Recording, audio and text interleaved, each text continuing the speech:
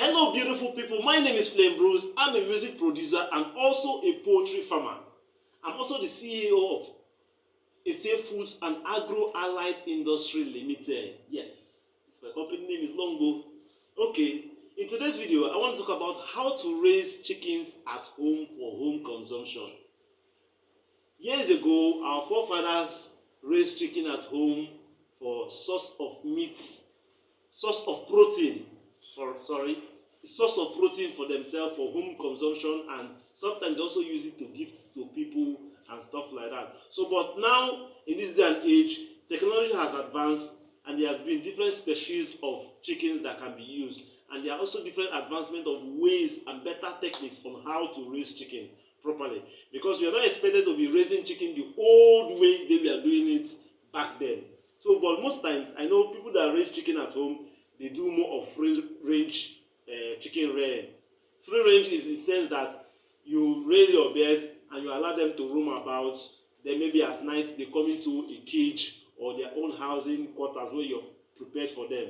So but basically I know most home stead chicken rearing are done at free range system. So the different species of chickens that you can rear for home consumption, I will name them our local chickens, and the kind of chickens they call the cockerel. Cockerel, they are in two forms, the white and the black and the white cockerel. Then the third in the line is the Nola. Nola is a crossbreed of the local chicken and broilers. Then you can also do broilers too at home.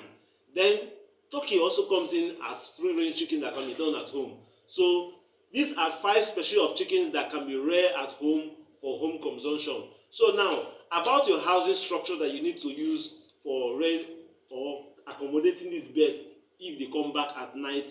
So when you're building your cage, you need to make sure that you have enough ventilation around their housing system so that there will be enough airflow for them at night, despite that they are roaming during the day. So at night you need some air, and you make sure that the place is covered enough that rain doesn't get into the housing, their house, so that they can stay comfortable. If not, because if the place is not comfortable for them, there's every tendency that they might not come back. And you need to make sure that you clean the place regularly.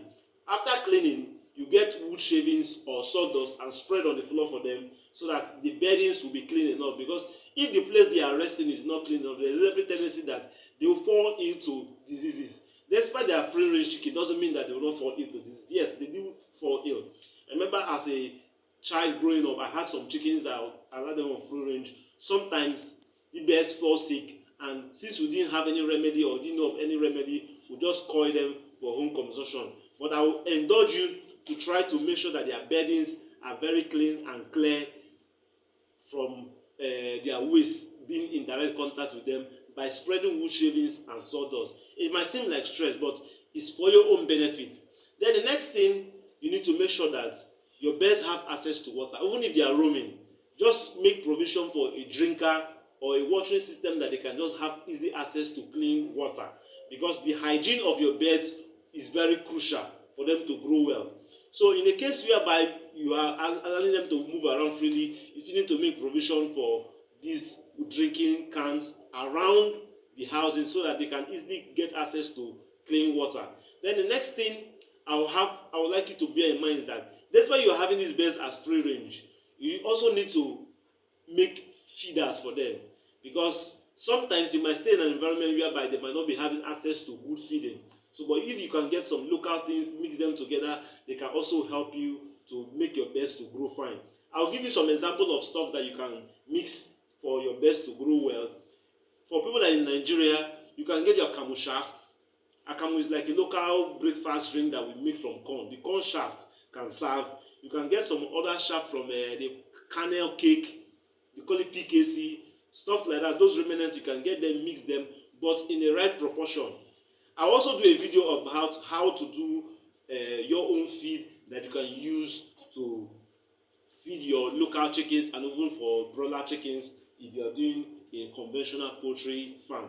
So but there are some of these waste things that you can just use. Don't be giving your birds cooked rice or garri, all those stuff. Most of those things have their nutritional values are very minimal. So but you need to get some of these things, mix them together so that maybe if you have the corn shaft, you get maybe some mix up of crayfish particles, or even some fish, grounded old dry fish particles. You can just mix them, because the fish will also serve as a means of protein for them.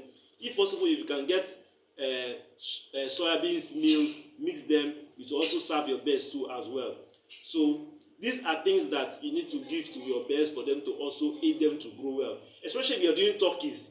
Turkeys, you need to give them this extra supplemented feed for them to grow. Then the next thing I will talk about is about their medication. The common illness that most birds fall down to is coccidiosis and cholera. Then once in a while, it's necessary for you to do some vaccine. But in a situation whereby you cannot give them the conventional vaccine we give in poultry farm, there are some organic medication that you can give to your birds. Now, the organic medication that you can give to for coccidiosis, especially when they are stooling blood, because most times we get to know the illness that most of these birds fall, most of this chicken. Most times we know the kind of illness that the chicken fall down to based on the color of their stool. So from the color of their stool, you can now guess the kind of illness they are into. So for coccidiosis, that means they are stooling blood, or maybe their stool is reddish in color, liquid, very watery, reddish. So you need to mix bitter leaf and scent leaf, the juice extract from the bitter leaf and scent leaf. I have a video I've done about how to treat coccidiosis organically, so you can check out that video for more analysis on how to do treatment for coccidiosis. Then there are other medications you can also prepare that will also help them to grow well and also build up their immune system. So these are the simple organic things that you can mix up. Some of those things that you can mix up for their treatments are things like garlic, ginger, turmeric, and this other local spice. So if you mix these things up, they can also serve as medication, but you need to use them the right way. So I will also do a video whereby you can get to know how to mix some of this organic stuff for a better treatment of your birds. Despite you're running your birds free range, doesn't mean that you won't take care of them very well. Because if you don't take care of them very well, there's every tendency you have mortality. Birds will just die and you will not be able to enjoy the chickens the way you are supposed to. So the next thing I'll be talking about is about the possibility of your birds getting to hatch their eggs when they lay. Because I know some homesteads, they keep their chickens for a longer period. Meanwhile, if you're doing the cockerel and the Noala, they get to maturity after 6 months. So there's every tendency that the birds will start laying for you after 6 months. So when these birds lay, you need to take the eggs and put them with your local chickens whenever your local chickens are covering their eggs, because these other ones, the possibility of them getting to cover their eggs to hatch them is very slim. So in order to achieve that, you need to now put them in the midst of these other local chickens while they are covering their eggs. But you need to do it smartly, because if you don't do it smartly, the birds will indicate that their eggs have been tampered and they don't want to brood them again. So while you're doing that, you need to do it smartly. Just introduce them one per day. So the next thing is, when these birds are being hatched, if the mother hen is not good enough to take care of the chicks, what you do is just take the chicks from them and just set up a brooding system where you can give them heat and give them some natural feeds. So when your birds are when the birds are hatched, you need to give them starter feeds. The essence of giving them starter feeds is for them to grow well and grow stronger. A lot of people do free range chicken and they just let them to just go into the wild without giving them good caring and also stuff. But the first 3 weeks when the birds are hatched, you need to give them the starter feeds that will help them to grow fast, and so that your birds will be bigger and stronger. Then afterwards, you can let them to just roam about. Maybe once in a while, you can give them some of these supplemented feeds for them to do well. So about the turkeys, most of the turkeys are not good mothers. So you need to also make sure that you take care of them. The little turkeys, the pullets, when they are very little, so that the tendency of you having mortality will be very slim. So when you take care of these birds very well, especially at that tender age, there's every tendency that they'll do well after about a month. So for people that buy cockerel and Nola, you need to make sure that you get enough quantity that you can brood them very well. Brooding is a stage whereby you keep birds in a confined space with heat and regulated heat, light, and access to feed and water. So you do that. I have a video that I've done about how to brood very well.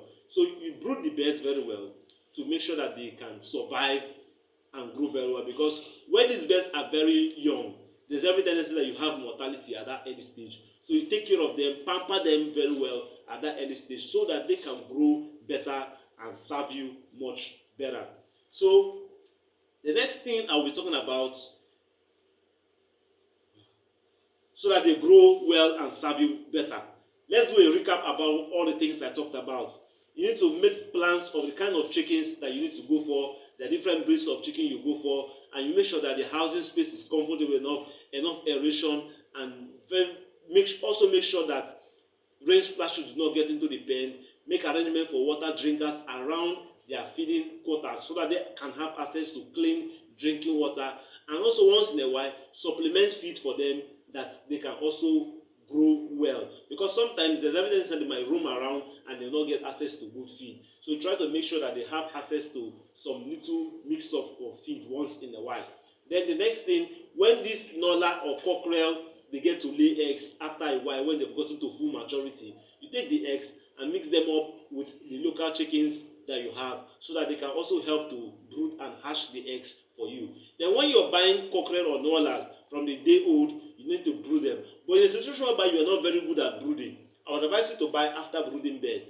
There are after brooding beds that you can buy. That's beds that have been taken care of for about 2-3 weeks. Even the same thing with the turkeys. You can buy after brooding beds. Those ones are more safe and secure for you to raise them till maturity. The next thing I talked about was about their health care. You need to make sure that you observe their poo. Anyone that is not doing properly, you observe from the poo. From the poo, that's when you get to know the kind of illness they fall down to. So from there, you will be able to now know what to treat your birds for. Then I'll do videos about different medications, organic medications that you can do to treat your birds properly. I hope you like what you've just seen. If you like what you've just seen, please smash the like button. And you're new to this channel, I will indulge you to click the subscription button so that the videos get to reach out to more people and also grow the channel too as well. Thanks for watching this far, and I'll see you on the next one. Bye bye. Stop it.